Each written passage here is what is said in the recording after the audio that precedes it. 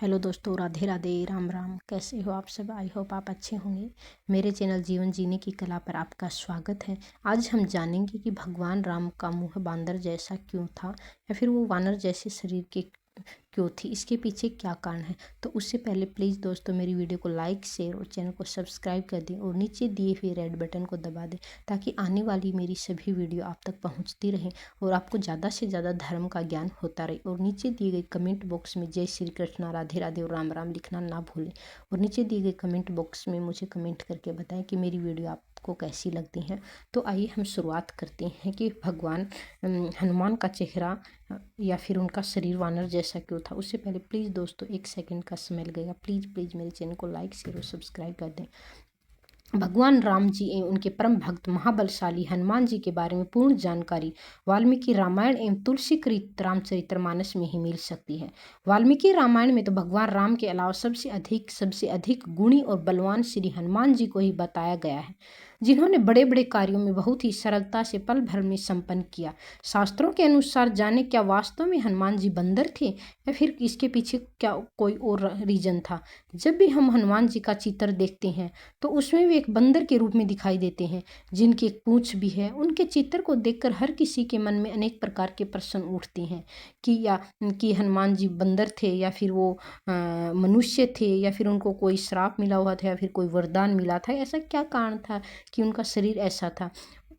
तो क्या हनुमान जी वास्तव में बंदर थे? क्या वाकई में उनके पीछे पूंछ लगी हुई थी, इत्यादि। इनका उत्तर वाल्मीकि रामायण में स्पष्ट रूप से मिलता है। आखिर महाबलशाली परमवीर हनुमान जी आखिर हैं कौन? तो वानर कोई जाति विशेष नहीं होती है। रामायण में कई स्थानों पर हनुमान जी को वानर कहकर भी संबोधित किया है। सामान्य रूप से हम वानर शब्द से अभिप्रेरित कर लेते हैं कि वानर का अर्थ होता है बंदर, परंतु अगर इस शब्द का विश्लेषण करें तो वानर शब्द का अर्थ होता है वन में उत्पन्न होने वाले अन्न को ग्रहण करने वाला। जैसे पर्वत अर्थात गिरी में रहने वाले और वहाँ का अन्न ग्रहण करने वाले को गिरिजन कहते हैं, उसी प्रकार वन में रहने वाले को वानर कहते हैं। वानर शब्द से किसी योनि विशेष, जाति, प्रजाति, उपजाति का बोध नहीं होता है। वानर शब्द का मतलब वन में रहने वाले, वहीं पे गमन करने वाले, वहीं पे जीवन यापन करने वाले लोगों से होता है। हनुमान जी के अलावा सुग्रीव, बाली, आंगद आदि के चित्र भी हमें हनुमान जी की तरह ही उनके भी पूंछ लगी हुई मिलती है। उनका चेहरा भी बंदरों की तरह दिखाई देता है, परंतु उनकी स्त्रियों की कोई पूंछ नहीं दिखाई देती। नर मादा का ऐसा भेद संसार में किसी भी वर्ग में देखने को नहीं मिलता है। इसलिए यहाँ स्पष्ट होता है कि हनुमान जी, सुग्रीव आदि की पूंछ होना केवल एक चित्रकार की कल्पना मात्र हो सकती है। किष्किंधा कांड में एक स्थान पर वर्णन आता है कि जब भी श्री रामचंद्र जी महाराज की पहली बार श्रीमुख पर्वत पर हनुमान से भेंट हुई थी, तब दोनों में आपस में बातचीत के पश्चात रामचंद्र जी लक्ष्मण से बोले, न अनरिंग वेद विनितस्य, न यर्जुवेद धारिण है, न साम वेद विधुष्य है, सक्यम एवं विभाषितुम। अर्थात कर ले इनमें से किस अर्थात ऋग वेद के अध्ययन से अनभिज्ञ और यजुर्वेद का जिसको बोध नहीं तथा जिसने सामवेद का अध्ययन नहीं किया, वे व्यक्ति इस प्रकार परिष्कृत बातें नहीं कर सकता। निश्चित ही इन्होंने संपूर्ण व्याकरण का अनेक बार अभ्यास किया है, क्योंकि इतने समय तक बोलने में इन्होंने किसी भी अशुद्ध शब्द का उच्चारण नहीं किया है। संस्कार संपन्न शास्त्रीय पद्धति से उच्चारण की हुई इनकी वाणी हृदय को हर्षित कर देती है। इससे ये स्पष्ट होता है कि हनुमान जी बंदर नहीं हैं, वे इंसानों से भी ऊपर चढ़ गए थे। उनको बहुत ज़्यादा नॉलेज भी था, सभी वेदों का नॉलेज था, और बहुत ही वह मतलब इंटेलिजेंट थे। सुंदरकांड में भी एक स्थान पर वर्णन आता है कि जब हनुमान जी अशोक वाटिका में राक्षसियों के बीच बैठी हुई सीता को अपना परिचय देने से पहले सोचते हैं, यदि द्विजाति ब्राह्मण, क्षत्रिय, वैश्य के समान परिमार्जिन संस्कृत भाषा का प्रयोग करूंगा तो सीता मुझे रावण समझकर भय से शस्त्र हो जाएगी, डर जाएगी। मेरे इस वनवासी रूप को देखकर, इस नागरिक संस्कृत को सुनकर पहले ही राक्षसों से डरी हुई है सीता और भयभीत हो जाएगी। मुझको काम रूपी रावण समझकर भयातुर विशालाक्षी सीता को कोलाहल प्रारंभ कर देगी। इसलिए मैं सामान्य नागरिक के समान परिमार्जित भाषा का प्रयोग करूंगा। इन प्रमाणों से ये सिद्ध होता है कि हनुमान जी चारों वेद, व्याकरण, संस्कृत सहित अनेक ग्रंथों और भाषाओं के ज्ञाता भी थे। वाल्मीकि रामायण में हनुमान जी के अलावा बालीपुत्र अंगद को भी अष्टांग वृद्धि से संपन्न, 4 प्रकार के बल से युक्त, राजनीति के 14 गुणों से युक्त बताया गया है। इससे सिद्ध होता है कि कोई इतने गुणों से सुशोभित बंदर कैसे हो सकता है। अर्थात ही सामान्य नागरिक नहीं थे, ये बहुत ही पढ़े लिखे और सभी वेदों पुराणों के जानकार थे और इनको बहुत ज़्यादा नॉलेज था, सभी भाषाओं का नॉलेज था, तभी वह सीता को ढूंढ पाए थे। भगवान राम को 14 वर्ष का जब वनवास हुआ तो वनवास के दौरान उन्हें देश के सभी वन में रहने वाले लोगों को संगठित करने और शिक्षित करने का कार्य किया। भगवान राम की सेना में आदिवासी, भील, वानर, भालू, गिद्ध सभी थे। उल्लेखनीय कि ओराव आदिवासी से संबंध लोगों द्वारा बोली जाने वाली कुरुख भाषा में टिंगा एक गोत्र है जिसका अर्थ वानर होता है। कंवार आदिवासियों में एक गोत्र है जिसे हनुमान कहा जाता है। इसी प्रकार गिद्ध कई अनुसूचित जनजातियों में एक गोत्र है। बहुत प्राचीन काल में लोग हिमालय के आसपास ही रहते थे। वेद और महाभारत पढ़ने पर हमें पता चलता है कि आदि काल में प्रमुख रूप से ये जातियां थी देव, दैत्य, दानव, राक्षस, यक्ष, गंधर्व, भल, वसु, अप्सराएं, पिशाच, सिद्ध, मरुदगण, किन्नर, चारण, भाट, किरात, रीछ, नाग, विद्याधर, मानव, वानर, ये सभी जातियां होती थी। वानर का शाब्दिक अर्थ होता है वन में रहने वाला नर, लेकिन मानव से अलग होता है क्योंकि वन में ऐसे भी नर रहते थे जिनको पूंछ निकली हुई थी। शोधकर्ता कहते हैं कि आज से 9 लाख वर्ष पूर्व एक ऐसी विलक्षण वानर जाति भारतवर्ष में विद्वान थी जो आज से 15 से 12 हजार वर्ष पूर्व लुप्त होने लगी, अंततः लुप्त हो गई। इस जाति का नाम कपि था। हनुमान का जन्म कपि नामक वानर जाति में हुआ था।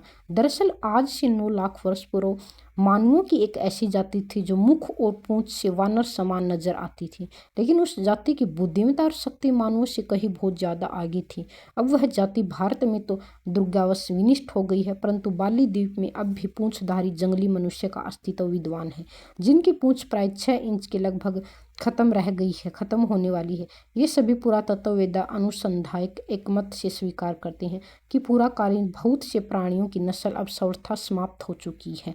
रामायण आदि ग्रंथों में लिखे हनुमान जी और उनके सजातीय बांधव सुग्रीव, अंगदादी आदि के साथ वानर, कपि, शांखामृग, पल्लवगम आदि विशेष गण पढ़कर उनके बंदर प्रजाति का होने का उदाहरण देते हैं।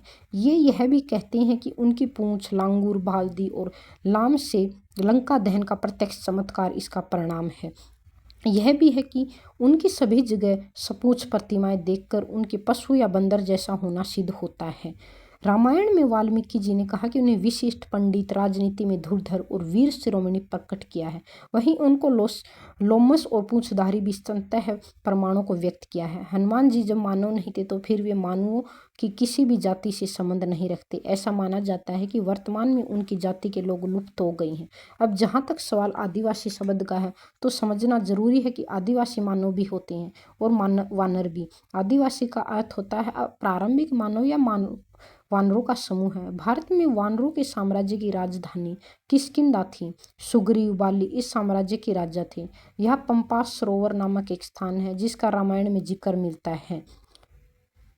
पंपास सरोवर था। पंपास और होसपेट तालुका मैसूर का एक पौराणिक स्थान है। हम्पी निकट बसे हुए ग्राम अनेगुद्दी को रामायण कालीन किष्किंधा माना जाता है। तुंगभद्रा नदी को पार करके अनेगुद्दी जाते समय मुख्य मार्ग से कुछ हटकर बाईं और पश्चिम दिशा में पंपास सरोवर स्थित है। हनुमान जी की माता का नाम अंजना और पिता का नाम केसरी है जो वानर जाति के थे। केसरी जी को कपिराज कहा जाता था क्योंकि वे कपि क्षेत्र के राजा थे। पृथ्वी के आदिम दौर में 4 मानव प्रजातियों का अस्तित्व। जब तक आधुनिक इंसान का पता नहीं चला, यूरोप में मिले इन अवशेषों को निएंडरथल कहते हैं। जब एशिया में रह रहे आदिम इंसानों को डेनिसोवास कहते थे। एक प्रजाति इंडोनेशिया में मिले आदिम इंसानों की भी जब एशिया में रह रहे आदिम इंसानों को डेनिसोवान्स कहते थे। एक प्रजाति इंडोनेशिया में मिले आदिम इंसानों की भी है जिसे होबिट कहते हैं। इसके अलावा एक रहस्यमय चौथा समूह भी है जो यूरोप और एशिया में रहते थे। यह समूह डेनिसोवान्स का संकर समूह माना जाता है। अब चीन में नए जीवाश्म मिलने से शोध की दिशा बदल गई है। इस जीवाश्म का पहली बार 1776 में सुजियाओ की गुफाओं में मिला है। इनमें कुछ खोपड़ियों के टुकड़े और 4 लोगों के 9 दांतों के जीवाश्म मिले थे। इनका पूरा विवरण अमेरिका के फिजिकल एंथ्रोपोलॉजी जर्मन में छपा हुआ है। तो ये विचित्र किस्म का जीवाश्म है। अब तो एक प्रजाति थी, ये अलग वानर नहीं थे, एक वानरों की तरह ही दिखने वाली एक अलग प्रजाति थी जिनके बंदर जैसा मुंह है और पूंछ होती थी। अगर दोस्तों आपको मेरी वीडियो पसंद आई है तो प्लीज़ चैनल को लाइक शेयर और सब्सक्राइब जरूर करें और नीचे दिए गए कमेंट बॉक्स में कमेंट करके बताएं कि आपको मेरी वीडियो कैसी लगी। और प्लीज़ कमेंट बॉक्स में जय श्री कृष्ण राधे राधे भी ज़रूर लिखें। और आपको मेरी बहुत सारी शुभकामनाएं। मिलते हैं एक अगली वीडियो के साथ। जब तक आप मेरे चैनल को लाइक शेयर और सब्सक्राइब कर दो और ज़्यादा से ज़्यादा शेयर कर दो, आग लगा दो। ओके दोस्तों, बाय।